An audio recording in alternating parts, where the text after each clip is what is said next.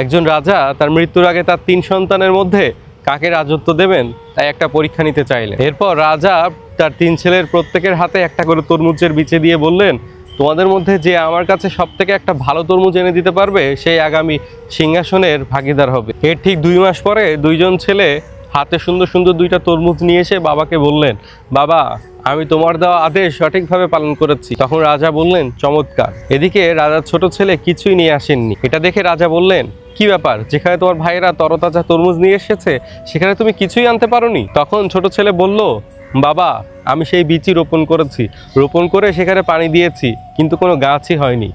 তখন সেটা শুনে রাজা সকলের সামনে ঘোষণা করলো, এই হলো তোমাদের নতুন রাজা, তোমরা তাকে অভ্যর্থনা জানাও। তখন 2 ছেলে অবাক হয়ে জিজ্ঞেস করলো, বাবা সে তো কিছুই আনেনি।